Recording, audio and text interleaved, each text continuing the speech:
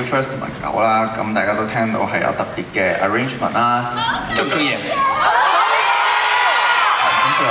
我自己就好中意今次呢個 arrangement 嘅，其實係忍唔住想跳舞，真係好。不過我交得太遲嘅啲 arrangement 咧，所以佢排唔切舞啊。咁啊期待下一次咧可以睇到佢呢個。